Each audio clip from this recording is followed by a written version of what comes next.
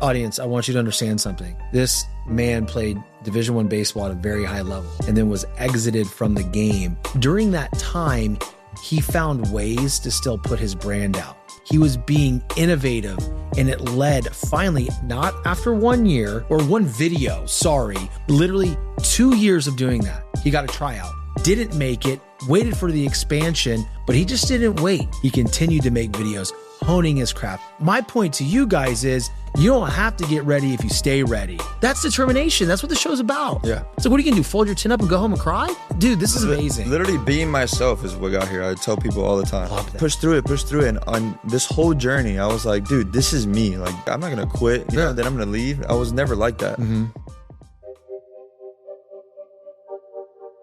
Shawn French, what up?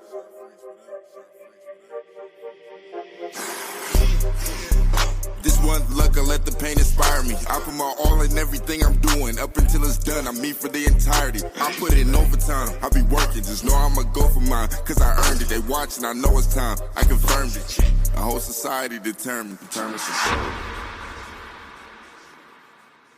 What's up, everybody? Welcome back to another episode of the Determined Society. I'm your host, Shawn French, and just like always, an amazing guest. But before I introduce him, I need you to go follow the YouTube, the Spotify, the Apple Podcast, and share this episode with someone that you know, love, and trust that would get a lot of value out of this. And I want to hear you and understand what you love about the show. So on Spotify, you can leave me a comment, and it's me commenting back. So there's a little hack for you. Let's chat. Today, I have an amazing professional athlete with us. His name is Cory Cubano. Real name Cory G. I can't pronounce his last name because it's super, and it's okay because we talked about it before the show. All right, don't give me shit about it. But you know, he was a college baseball player at Marshall University, then transferred to JU, and now he's a professional baseball player. He was with the Savannah Bananas up until recently. Now he's contracted to go play in a glow-in-the-dark league. And so without further ado, Cory Cubano, welcome to the fucking show, dude. Finally, baby. You're here, dude. How long, bro? I've been dying for this, man. And we're so close, too. You're in Miami. You're here in Naples. Yeah. But, dude, your schedule, man, it's crazy. My schedule's crazy. Yeah. And I'm just grateful you're sitting here now. I am so grateful to be here, man. I love what you do. I love this podcast. So thank you. Definitely honored to be here for sure. Well, dude, it's on brand, man. I was a ball player myself, you know. Absolutely. Didn't get to quite take it to where you have. But for the audience that doesn't know Cory G, why don't you give him a little peek behind the curtain, man? For sure. First of all, you're not the first one to ever struggle with the last name. Don't worry about it. I know, you told me. I would have never said that on air if I didn't know it was okay. Yeah, no, there's I have stories of that. But yeah, I started out playing baseball in Miami, where it's very competitive. And at a young age, I knew I wanted to play for a long time. I really fell in love with the game around like high school. Mm-hmm. And that's when I started getting attention of schools, and somehow I ended up in the freaking North Pole at Marshall University. The North Pole, exactly. Yeah, big culture shock. Yeah, I bet, dude. Big culture shock. I bet. But I loved it. I took it on. I was like, I loved it. Yeah. Okay. But yeah, I went up there. That's where I started my baseball career. I skipped, but before that, I had like some injuries. That's what led me to go like way out of Florida. Okay. I was a pitcher, tore my labrum. Oh, wow. So that was a little adversity there, but I knew that, you know, I was athletic enough basically to still go like to a Division I school and play outfield. At Marshall, I was there for, I want to say 4 years. When it comes to what your family eats and drinks, you know your choices matter. You're the expert because you know what fits your life. And getting it right starts with good information. That's why America's beverage companies are sharing more information about our ingredients at goodtoknowfacts.org. No spin, no judgments, just the facts straight from the experts for more than 140 beverage ingredients. Visit goodtoknowfacts.org. And I played only 2 because freshman year, snapped my wrist. Okay. I was tearing it up, snapped my wrist, more adversity. I basically ended up having 3 surgeries on one arm. But in that whole time, I was, you know, making videos in a time where there wasn't no TikTok. There was like Vine, and I think I had to delete Vine my first day on campus. Oh, really? Yeah, I was getting roped for videos. Okay. But yeah, it was always me. I had that like in the back of my mind, like baseball and this is what I love to do. Yeah. I have ideas. Anyways, I'll circle back to that later. But from there, after those red shirts and injuries, I transferred to JU to go play with my younger brother, which was pretty sick. There's a cool story about that I want to tell the audience. Oh yeah. But keep going. That was amazing. My family was in heaven. My dad, like, I'll never forget those times. JU was awesome. Way better baseball program, I could tell you that. That's great, man. I don't know about now, times have changed, but baseball there was awesome. I still have friends to this day. I'm literally going this weekend to a JU alumni game. But yeah, finished my career out there. And then when I was hurt, dude, I was like starting to think like backup plan, like what anybody would think. At that point, I was like, you know, maybe the major leagues, which is what we all dream of. Sure. Maybe that's not set in stone with all these injuries and stuff. I got my master's while I was playing. Amazing. Finished school there. Finished on like a higher note because as I was falling out of love with baseball at like Marshall, going through all this social media stuff, and I was getting, you know, in trouble with all that. But like I told you, I went to JU and like it sparked a light in me, dude. That locker room, I was happier. I was able to make videos, even though TikTok wasn't a thing. They were like, all right, we'll let this crazy. Instagram was there, right? Yeah, Instagram was there. And yeah, it was the way I always expressed like my emotions and told my family like, yo, I'm doing good, even though I was away for college. Yeah. But anyways, yeah, I finished there and I finished on like a higher note. Like I was like, man, I love the game again. That's but cool. you know, let's see what the real world has for me. Started in the restaurant business, believe it or not. That was my first job. I was a manager at First Watch. So you went from playing ball at JU, Yeah. transitioned out, identity shift into a manager at My first job, my first enter into the real world was literally a manager at First Watch. I had to learn how to cook in the kitchen. No way. I was just like kind of like, yo, I just want to make money. I'm tired of asking my parents for money to go eat Taco Bell and you know, like I was just ready to make some money, and that happened to be the first thing that aligned. And I was really thinking like, I want to open a Cuban restaurant one day. Maybe I should learn how to cook, learn how to manage a business, a restaurant. So I went under my dad's buddy, Bob Frame. He was like the guy, the owner at the time. And I learned all this stuff, hospitality. I quickly learned that I was like, dude, this ain't me. Yeah. So after a year, I promised, I was like, I'm going to make it through the year. Then the whole pandemic thing happened. And I was like, I'm really not going to be in the restaurant business. Yeah. Because no not for me. But I did find out that I was a good host. The front of I would kill the front is what they call it, not the back. The back is the kitchen where I would burn my finger. The front, dude, greeting people, talking to people, everybody wanted to come back. The next thing you know, I'm making videos. I never stopped making videos. That's one thing about me. Love it. Kept making content, even if it was in the kitchen, whatever I was doing. And then, you know, the rise of the bananas this whole time happening. The whole TikTok era was blowing up. And the whole time I'm like, dude, this is so me. I'm like 2-3 years out of the game, but this is me right here. Maybe I could circle back to this. But anyways, let me finish out this year. Kept making content. Then I got an invite to go play banana ball, to go try out, which was the most unique tryout I've ever experienced in my life. People were wearing costumes, a bunch of guys that are crazy like me that are very athletic, doing backflips. You got a guy on stilts, pitching the ball, hitting the ball. And then quickly I was like, yo, this is sick. This is like, I could definitely do this. I feel like I belong here. How did they hear about you? Since that whole time I kept posting videos. Okay. I kept posting videos. Like I said, even when I was in cooking or I was a manager at First Watch, I would literally still go to the park and make videos. Like if I was still playing, I would go and relatable baseball stuff, like stuff about a 3-1 count, whatever. I would go to the park, find someone to film me, or I'll literally do a tripod and just film myself, thinking that this could blow up. I'm like, all right, I'm gonna do this. And then I started getting followers on TikTok. I got to like 40,000 followers, I think, pretty fast. And still, no, I don't have a jersey to be doing these dances that everybody else has a platform. I'm trying to get to like the bananas. I'm trying to get their attention. Sure enough, after like a year of doing that, 2 years, then they sent me an invite. It was an email. And I was like, right away, I called off work. I was like, dude, I have to do this. I don't care what you say. I got to go.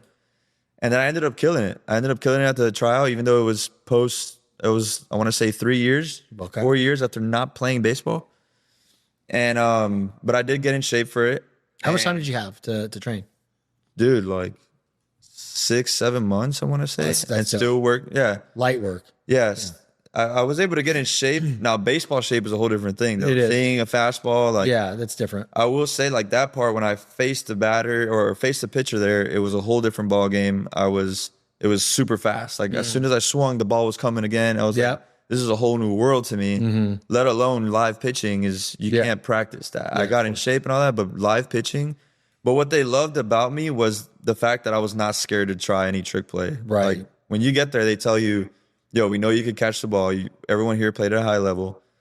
We want to see who's not afraid to try a backflip, try to catch a ball behind your back, all that stuff. So I had bruises everywhere. I think I caught a ball in my pants that almost hit my nuts. Oh, really? Oh, dude, I had a bruise like that big, but it was so worth it. As soon as I caught it, everybody went crazy. But yeah, I was very personable there, and I think that's what they liked. And they kept me under the radar, but they only had 2 spots.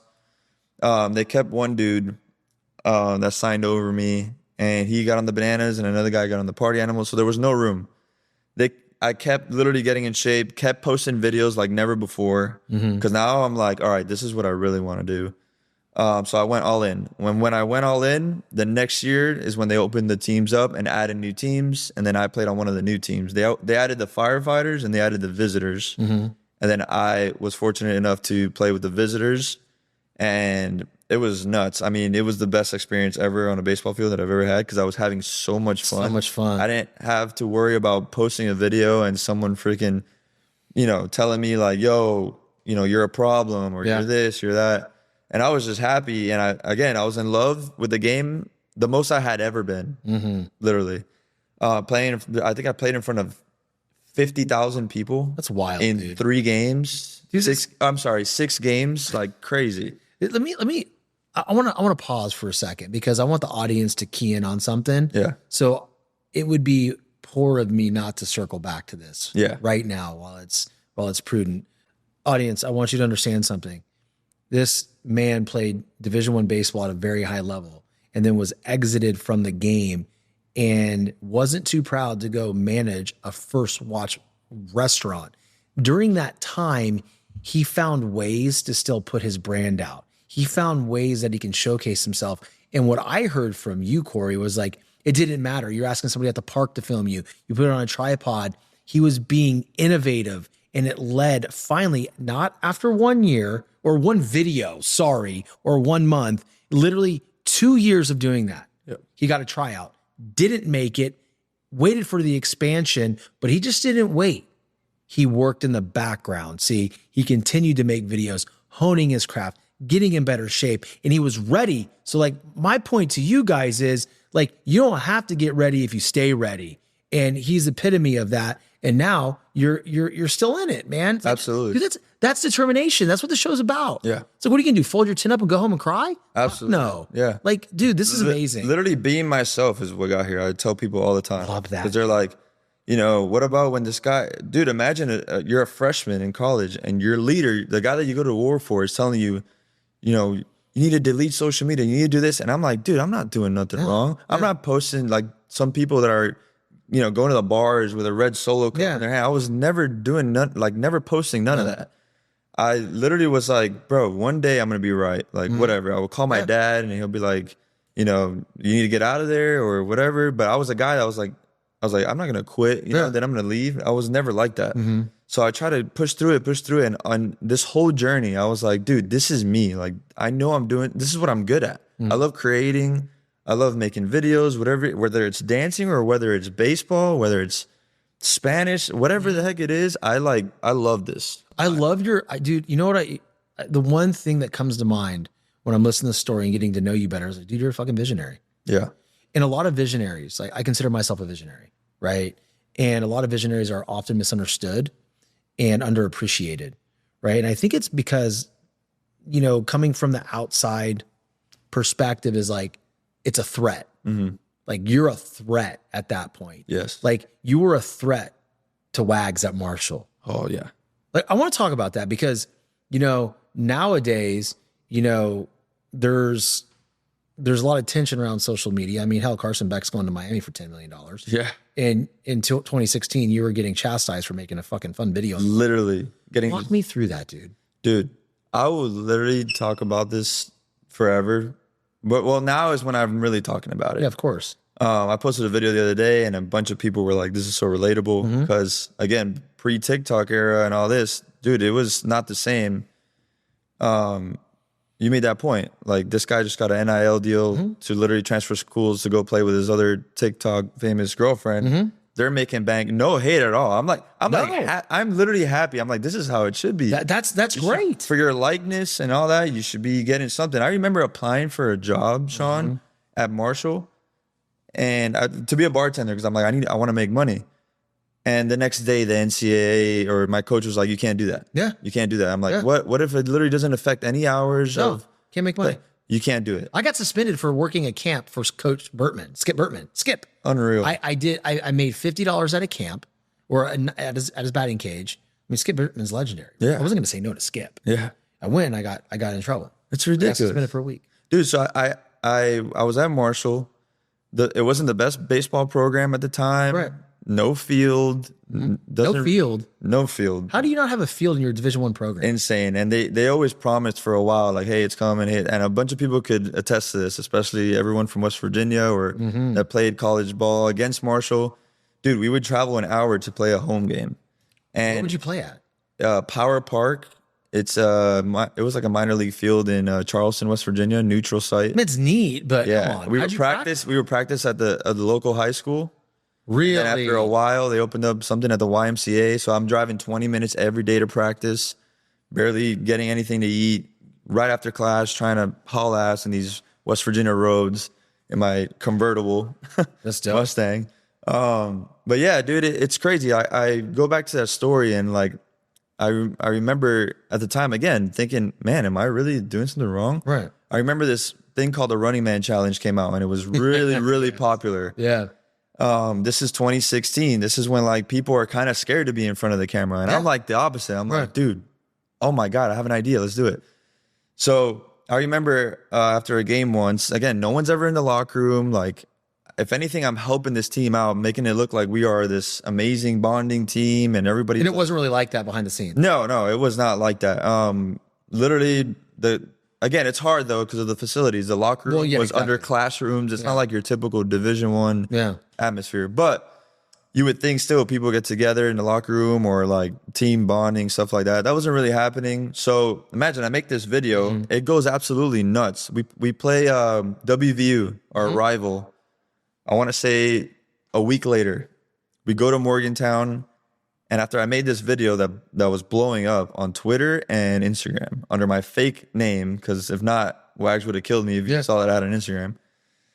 Dude, and we're playing, and I see like chicks in the stands and like kids, and they're like and they're like, yo, they're like, I'm like, wild. I feel it. I feel that they're talking about it. Man. Bro, me too. Yeah. I feel it, and I'm like, dude. That's impacting. I'm like, look. I'm like, you see that? And some people are like, yeah, bro, that's crazy. We ended up losing 6-4. I swear, I remember the score and everything. And we get on the bus, and WVU's our rival, and this fucker starts going crazy. Wags lost it on Yeah. He's like, you don't lose to WVU, whatever. All right, you're right. Cool. You're right. And then he's like, and some people want to make a video and think it's more important than this and this. And I'm like, bro, there's no way that this guy's literally blaming this loss or whatever on a video, on my viral video of something so positive that I didn't curse. All I did was dance. Like, it was so uplifting, the video. It was awesome. You got people knowing about Marshall baseball that didn't know about Marshall baseball a week ago. Yeah. And I'm here like in the back of the bus, like, this motherfucker. I'm like, this is my sign. Like, I need to get out of here. I'm like, I need to do something. I need to literally like transfer. I don't know what it is, but I can't be myself around here. Like, it's crazy. And then after that, dude, I was like, that's when I told you I was falling out of love with the game, and it wasn't the same. I got healthy. And then, I transferred to JU, and right away, they welcomed my crazy ass with open arms. Like, it didn't matter who you were in that locker room, dude. Right away, everyone was in there, let alone I was already like, first of all, I'm in a dorm where I walked to the field to practice. I'm like, it's pretty close. I'm like, oh my God, you guys don't understand. They're like, what do you mean? This is a blessing for They're like, what do you mean? I go, you don't understand how amazing this is. Like, I literally didn't have a field, whatever. Then in the locker room, seeing my brother there, one, unbelievable. Yeah, that. Yeah. Okay. All right. Hold on. That was the best thing ever. So you're playing Florida. Oh, right? Yeah. And it was at Florida, right? At a regional game. At a regional. Okay, that's even. Yeah. Okay. Yeah. 4 games away from Omaha. 4 games away from the promised land. Yes. Yes. And you hit a home run, and who's there to greet you? My brother, dude. Wow. I'll never forget that, dude. You could bring that up forever and I'll still feel the same way. What about it, right? I mean, obviously your parents were there, your brother was there. Yeah. So the fact that everything I went through, like, dude, you got me freaking Good. You got me. Yeah. Everything I went through, dude, and when I was like, oh my God, like this is it. Like, I don't know if I love the game anymore. To then have this hope of transferring to JU, to in a short time being able to earn a spot where there was already, you go through fall, because I transferred after fall. Yeah. Then you get there and it's like, you would think like, who's this guy coming? He didn't come to the fall workouts. Yeah. And I'm there just happy to be there, like whatever. And dude, to be able to be on the field and like playing in a regional, like I earned my spot to be playing. Then my brother pitching on the same field. Like, dude, that dude is pitching and I'm in right field, and normally I would run through a wall. I love the wall. I love crashing to the wall. Yeah. But with this kid on the mound, it's like, bro, I will die. I will die for this ball, bro. Yeah. And dude, from playing wiffle ball in the backyard to like literally playing Division I baseball together in a huge atmosphere, huge game. When I was rounding those bases, I was thinking about all that shit. Yep. Literally all of it. I was looking at my dad, my mom. I was like finding them in this crowd because they're the only little green jerseys. It's all blue and orange. And I'm like, where's... And then at the bottom, I see I guess they all went like, I guess the whole team was like, bro, go out there. Yeah. Yeah. Like they knew this was on TV or something. They're like pushed him out. And he was the first one to greet me right there. And I have the clip for you. I literally grab him and freaking give him a little kiss on the cheek and squeeze his ass. I love baseball, Pause. man. I love baseball. I was like, this is like, I trotted slow, bro. I was like, wow. All right, I need to enjoy this one. At that moment, though, did you realize the emotion of like the real emotion? Like right now, you're emotional. Did you have that tear in your eye when it actually happened, or is it kind of looking back perspective, like looking now? No, like I looked back at it because I was and dude, we were down. We were at 3-1. I made it 3-2. I just robbed the bomb. I was on cloud 9. Yeah, but then to have all that there and then see him, I was like, I did soak it in a little bit, but not like right now. I reflect back on it and I'm like, damn, dude, like can I just enjoy that a little bit? That feeling, dude, is probably the best. I talk about it in the video. Like I love that video, by the way. Yeah, it's probably the best. It's pinned to your profile. I love that video. Oh yeah, there has been people reaching out about like they're like, yo, I have a brother and I miss him. I'm gonna text him, and I'm like, damn. There's some people that are like, I lost my brother in a car crash, and this really got to me and reminded me of when I played with my brother when I was little. Dude, that one video, that's the feeling I love. I love like impacting. Like, yeah, that's the thing that you don't realize right away. Like, when we create and we're authentic and we're ourselves, we're doing it because it helps us heal. Oh yeah. I mean, that's how I am, right? I shouldn't say me, when I put something out, when I have conversations like this, I'm drawing from my own experience and kind of like everything that's happened with me.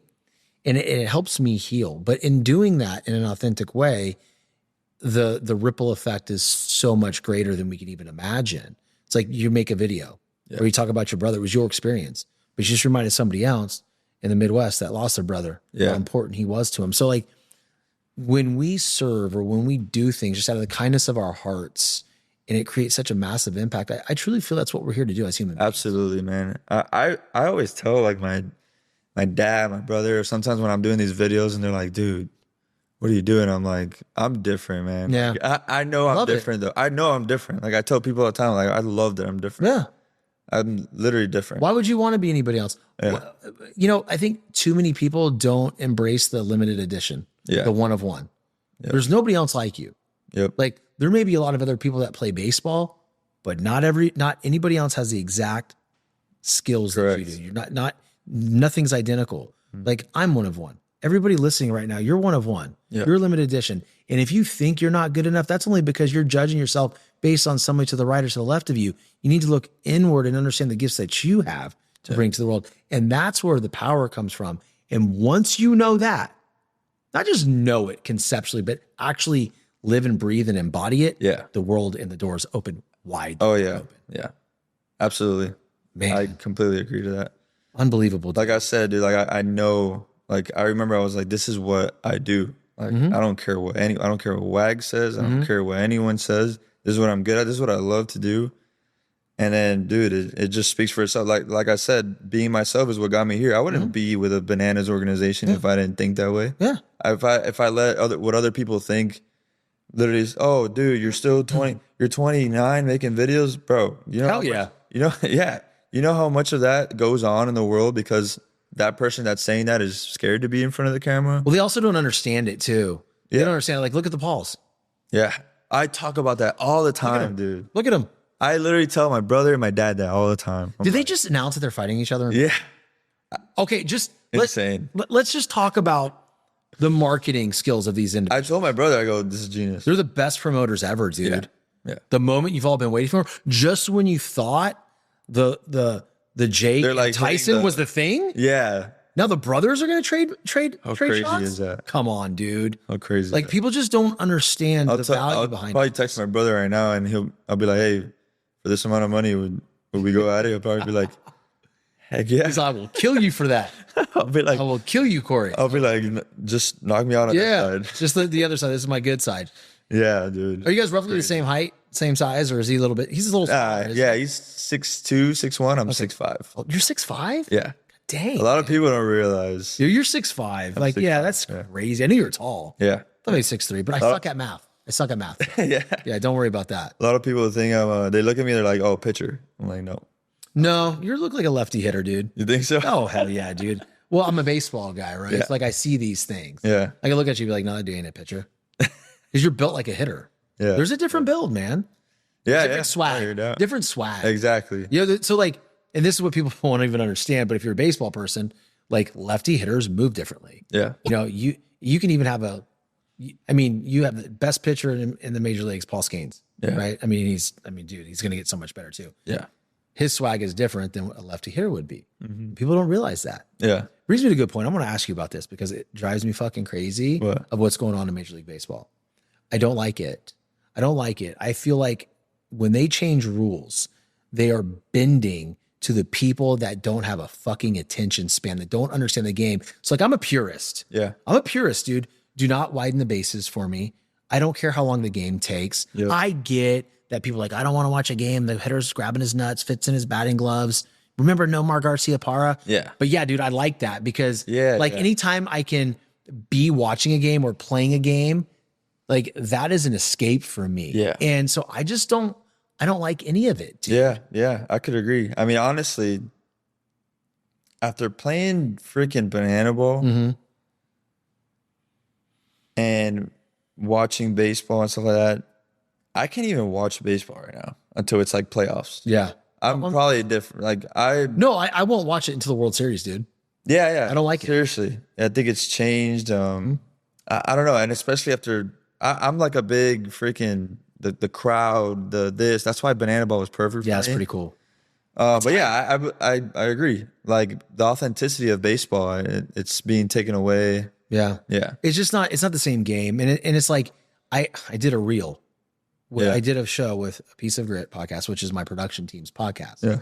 Way back in the day, maybe about a year ago, it's not even that long ago, before they were even producing my show. And we get into all that stuff and the reel went viral. And I had so many people attacking me like, oh, this guy clearly doesn't know what the fuck he's talking about. Baseball's boring. They needed to shorten the game. That's why Banana Ball is so popular. Hold on. Stop. Hard stop. Whole different thing. Thank you. Whole different thing. If you need Banana Ball, right, to go watch, I mean, I'm taking my son February 14th. We're going. Yeah. It's going to be fun, but it's different. Yeah. Like if It's a whole you, different game. Yeah. Whole different you thing. can't even compare it. No. You can't compare it. As someone who played in it, it's completely different. It's not the same. No. You're playing on It's a show. Thank you. We are a show. Yeah. At the end, we're both celebrating. Yeah. The win or lose. Yeah. That's not, I mean, baseball is the competitive nature, the history, you can't change. You can't compare that to Banana Ball. This is what people say. They're trying to keep up with Banana Ball. And I think that's the problem. And they're not. That's a dumb comment. Banana Ball. First, they can't. Yeah. because it's completely different. 100%. It's again, apples and freaking oranges here. Yeah. But for someone who needs banana ball to enjoy baseball, they're missing. Complete different crowd. They're missing, right? It's a complete different crowd. You cannot compare it. Yeah. You cannot compare it. Complete different crowd. Yeah, you dude. talk to people that are competitors and love baseball and stuff. It's different, dude. I don't want to get into it, Yeah. but you Yeah. go sit in a baseball game, you go sit in a banana ball game. You're there for two different things. Yep. You're literally there to, like I said, on stilts, a show, Mm-hmm. and it's great, and it's new, and it's dope, and it's fast. I Yeah. think that's what the attention span of everyone, like scroll, right? Like, Dude. it's what Jesse's doing, Yeah. amazing. Like, they're gonna be selling out football stadiums this year, Yeah. professional major league stadiums this year. But that's a whole different show. Like Yeah, I I said, you're agree. literally there to entertain. You can't compare a major league baseball player to like what's going on over here. Like, Yeah. And I think a part of the thing that drives me crazy is I cannot stand when people say baseball's boring. yeah, And because they can go to a regular baseball game, Yeah. or watch it on TV. Like, this is moving. This is so fucking slow. What they can't conceptualize is when I come back and say on the field, oh, it's moving fast. buddy. Yeah. It's a fast moving best game. game ever. Ever. Best game ever. There's nothing like, and to people that say like, I mean, I understand where you're coming from, where you go to a UFC fight, NFL, yeah, there's action, and then baseball, just chilling, right? Or you talk about, like you said, that you take your time getting in the box and ball. But playing that sport, when you're going up to bat and all eyes are on you and or pitching and everything's on you, there's nothing like playing that sport. No, but the game's not slow. That's the thing. Yeah, that's no, crazy. it's not. Yeah. It's not slow. It's so fast. Yeah. Especially, I mean, I was a catcher, so it was like, Yeah. that's you. wild. You cannot take a pitch off, dude. Yeah. Like, you need to be locked in. But dude, so what else is going on with you, man? Like, Dude, it's been a so lot. you're not with Bananas anymore. No, so I am transitioning to Cosmic Baseball, Okay. which is similar field, entertainment baseball, completely different. Completely different. It's going to be more competitive. It's literally in the dark. So we wear these like fluorescent jerseys, fluorescent ball, fluorescent bases. Bats, fluorescent bats. Yeah, everything. Everything. Batting gloves, tape, eye black. My mustache is going to be fluorescent. That's hot. Insane. Yeah, that's hot. And it's dope. I'm excited, but it's you would think like this new thing. It's not necessarily brand new. Yeah. It was on the Pat McAfee show. Yeah. They went on not a tour, but like an inner city tour last Yeah. year. Now they're going all over the U.S. So now we're playing in Nashville, Ohio, North Carolina, Texas, Dope. Pennsylvania, all over the place. Coming to Florida? No, but they're planning on expanding the following year. Cool. But dude, it happened really fast. Like they sold out like fast. That's sick, dude. So I'm pumped up about it. They have big league stadiums in the future too that they're trying to do. But it's dude, honestly, it's more me. There's some banana ball guys coming over with me that they've already announced. There's some still that haven't announced. But similar aspect, dude, just entertainment. Yeah. Who knows? One day those worlds might collide. But the whole entertainment baseball world is like on fire right now. Yeah, no, it's great. And dude, it brings the families together. They have fun. They include the kids. Yeah. And like that kind of I situation. will say it's more competitive. From everything that I've seen, Cool. the competitive part is definitely the part that I miss. Yeah, I was about to say, do you miss that? I miss that. In banana ball, we get competitive. Like we're playing against each other, but like I don't know, it's different. Like the show is big in banana ball. This is gonna be all about like putting on a show, but you're still playing normal baseball in the beginning, and then the lights shut off, and then the whole stadium is glow in the dark. But you're still playing for something. You're still Wild. He's got a lot of stuff up his sleeve. Jason, he's the man.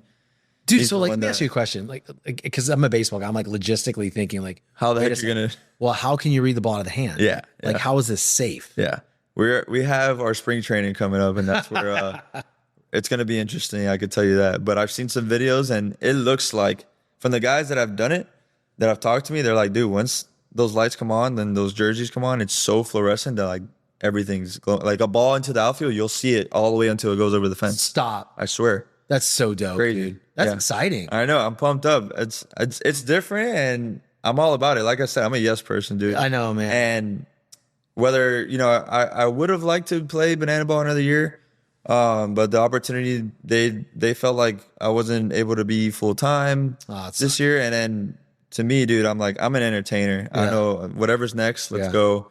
And then this thing was like more appealing to me for some reason. Okay. Just everything, like the vibe about it is different. Yeah.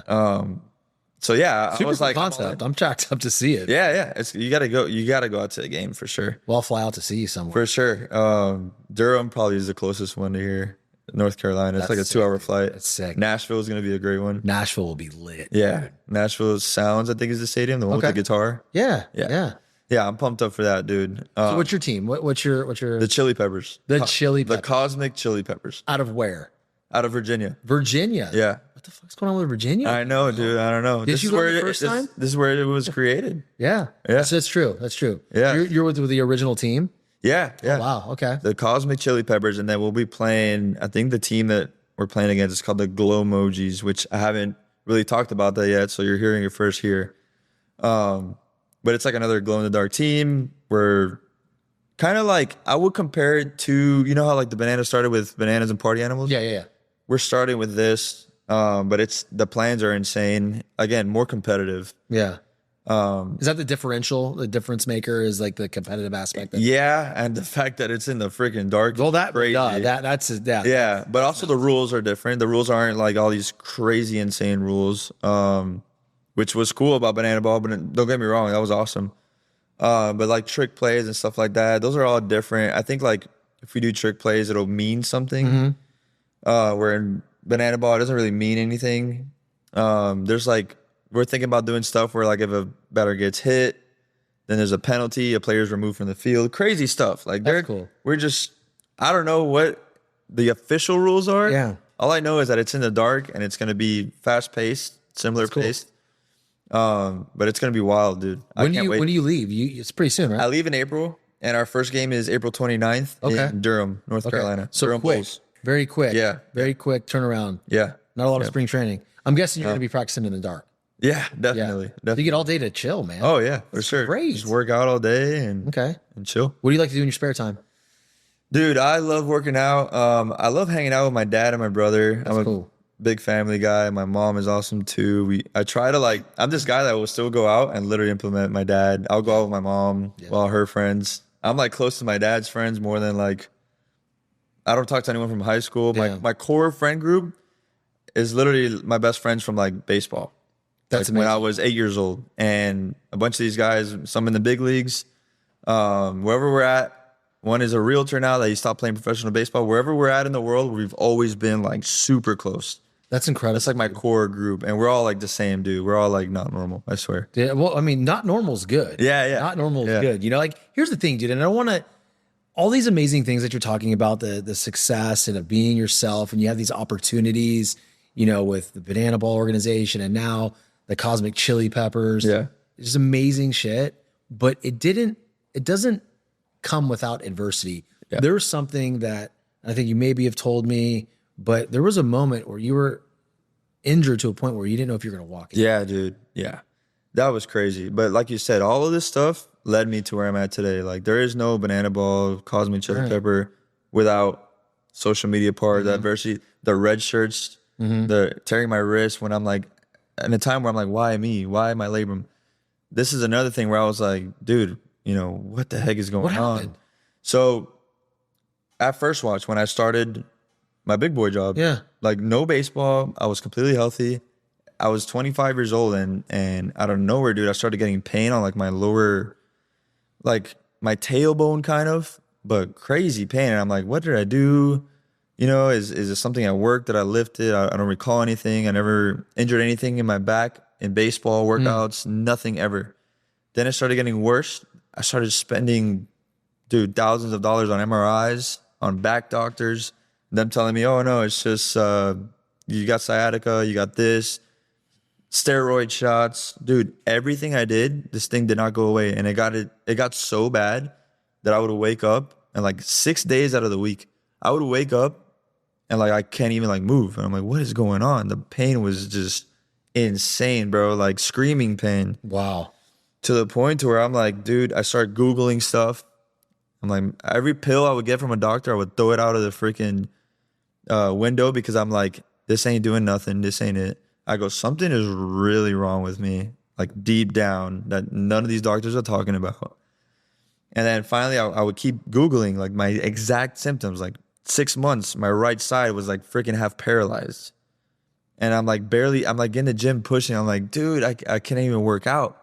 I like gained a little bit of weight in my face. And I'm like really in a depressed mode where I am not a depressed guy, dude. Yeah. To get me sad or mad, it takes a lot. Okay. And I'm like worried about my health now. I'm like, I got to find out what it is. What is it? Cancer? Like, what the heck is going on? Yeah, dude. Yeah. Whatever it is, just give me a sign. Sure. And then, dude, sure enough, I finally looked up ankylosing spondylitis was one of the things. I was like, what the heck is this? It sounds like a dinosaur. I don't know what the heck this is. And then it says to look at to go visit a rheumatologist, which is something I haven't seen before. Okay. The rheumatologist at first was like, does anyone in your family have this? Because this is like a trick question on our medical exam and stuff. Like, this is not normal. And I was like, again, I'm not normal. Yeah, but exactly. I was like, you do it big, baby. Yeah, exactly. And I was like, yeah, dude, like it's the pain is crazy and it's really specific. I really want to see if I have this. He goes, well, there's a lot of tests we got to run through, but we'll see. First, you have to have this gene. And I'm like, okay, it's called HBLA27 gene. And for anyone with ankylosing spondylitis, you know what I'm talking about. They test for that gene. They're like, if you don't have this gene, then you don't have it. If you do, there's a good chance you have it. And I'm like, all right. Sure enough, I have that gene when I do the blood test. And I'm like, all right, does this mean I have this? Is this what I need to solve? They're like, we still need to do a couple tests. They do, colonoscopy. They do all this stuff to rule out everything. Finally, there's like one more thing, and it's to Humira. It's an injection. It's like a medicine. He's like, I'm pretty sure now that you have this, and this will tell if you have it. I took my first dose of it. It's like you literally pinch yourself, and it's like an EpiPen. Yeah. So I take it, and the next morning, after a year of not being able to move, I felt completely normal. And I said, yo, like whatever this is, I'm sure it's not going to last long, but I feel amazing. I felt like a newborn giraffe. Wow. My legs were like, I'm like, oh my God. Like, what do I do with these things? Dude, I ran outside, smelled the freaking dirt. I'm like, oh my God, please.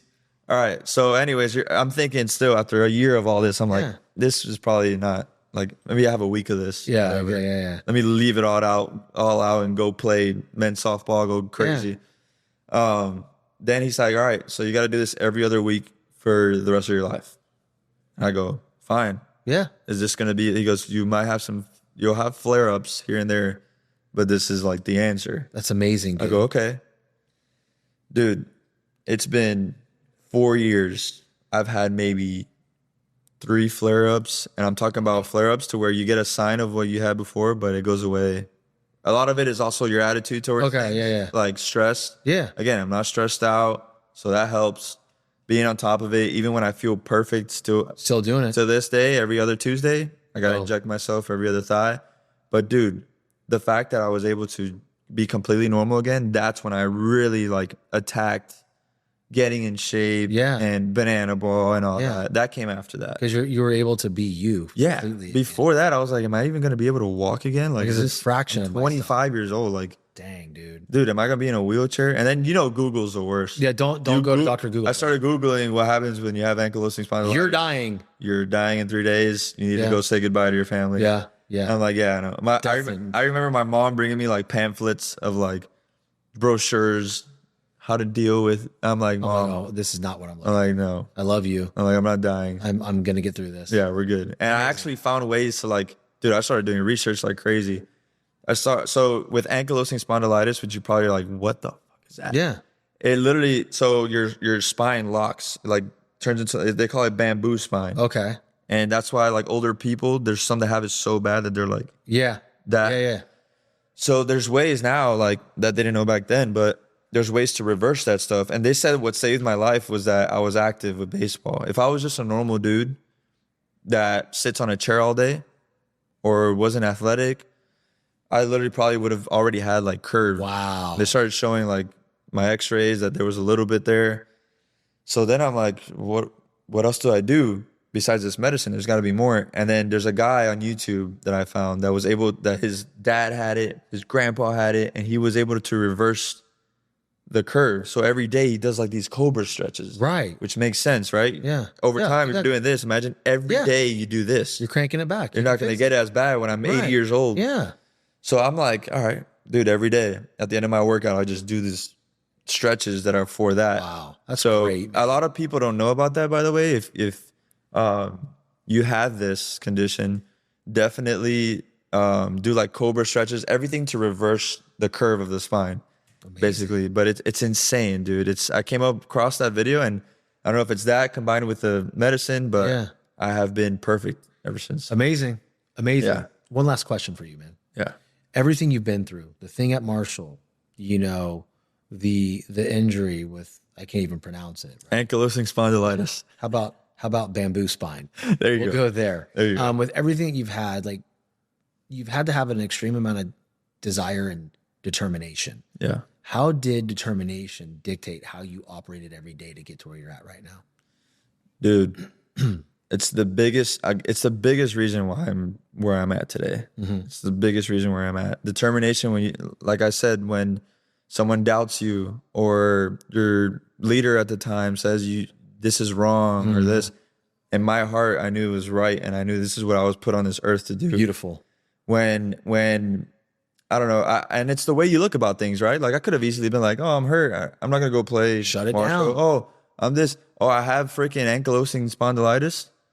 Oh, instead of that like attitude, I guess sports gave me that. Yeah. But also as a young age, like since I was young, I've always been like determined to make it. Like, yeah, and you're not gonna be a victim. I'm not gonna be poor. I'm gonna freaking make it. My pops came from Cuba. Mm-hmm. My mom, born in Miami, but her parents Cuban. They had to grind, dude, and they put me in a position to not just be where they're at. They put me in a position to freaking kill it.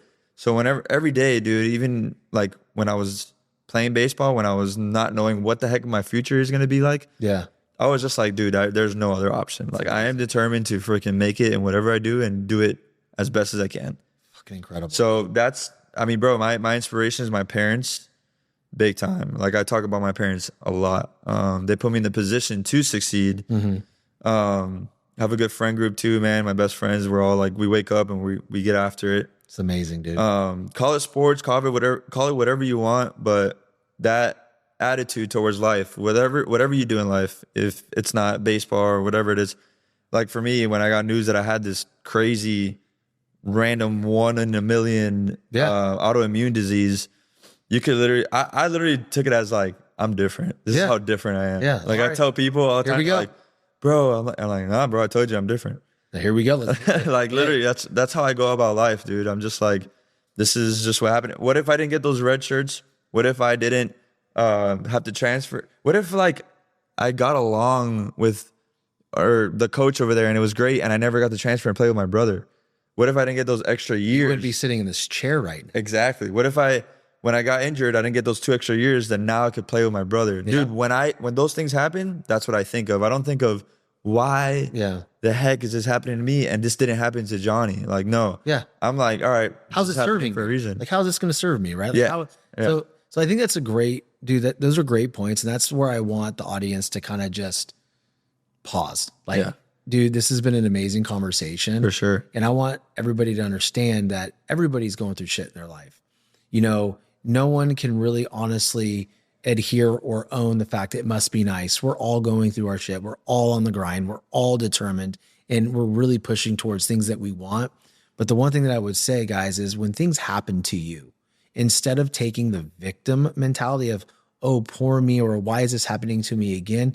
Think about, how is this serving me? And how can I serve others in the midst of this? And how much better am I going to be coming out of it so I can go make an impact in this world? That's where I want you guys really taken out of today. This man, he's going to continue to do great things. There's some big things coming from him that we can't talk about. Yeah. But just keep watching. Go follow this man at Cory Cubano. His Instagram will be in the link. Go watch him play and really connect with him because he's an amazing dude. And guys, until next time, stay determined. Shawn French, what up?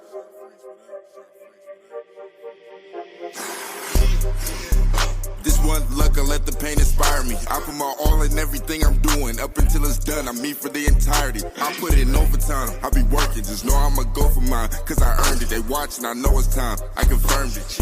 A whole society determined society.